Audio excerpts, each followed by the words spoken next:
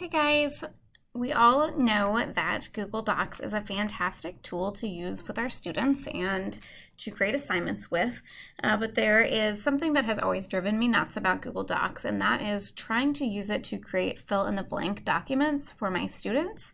And so I wanted to show you a way to do that that makes your worksheets stay a little bit more uniform and a little less clunky looking. And so by this, let me show you what I mean. It's really easy to type a question in Google Docs, and I could use the underscore button a bunch of times to create a blank. But what usually happens is your student's going to click on that blank and they are going to start typing their name, and this line just slowly starts moving across the page. And then it's no longer underlined where they've typed, and it just kind of looks a little bit messy. And then if they write enough, you'll see that eventually that line goes down to the other line, and again, it looks very, very clunky. So we want to make sure that we are creating a way in which students can type on these blank lines without keeping it so clunky. So we're going to do that by using the tables option.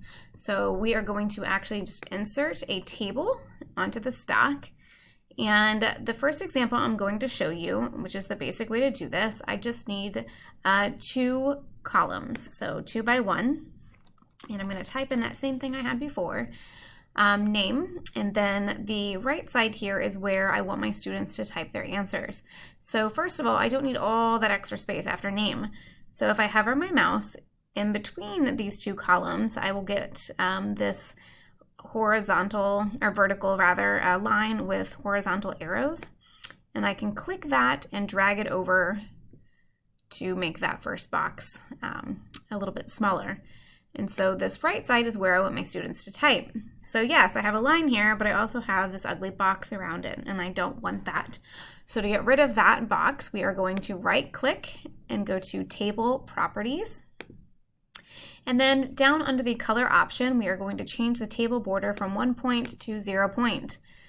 And now we have gotten rid of that box. But the point of this tutorial is that fill in the blank line. So how do we get that one back? You are going to notice that as you hover your mouse around where that table is, it still exists. And you'll see that the mouse changes into that horizontal line or a vertical line, depending on where you are holding your mouse. And so we are going to hover over where that bottom line is, and we are going to click that. And so now I've selected that line, and up here we are going to change the border width to 1 point. You can change it really to any thickness that you want. You can also change the color just like any other table. You could make it a dotted line if you choose to. And so now when students open this document, they will see the line and they will click on that line and they will write their name. So that is the basics of this tutorial. If you feel like that's enough for you, you can actually stop watching this now, but I did want to take it a little step further and show you guys how to make fill in the blank questions where the blank is not after the question, but it's embedded in the question.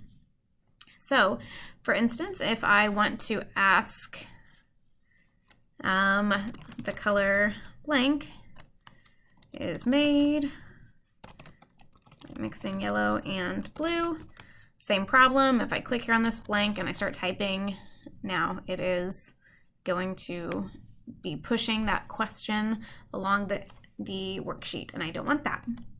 So, for this particular example, I'm going to insert a table again, but instead of doing 2 columns, I'm going to do 3. And this first part of my sentence is going to go in this first box. And then my second part, where I have the blank, is going to be right here.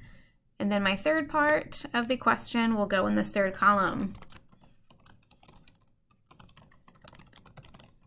So, same process as before. I want to resize my columns.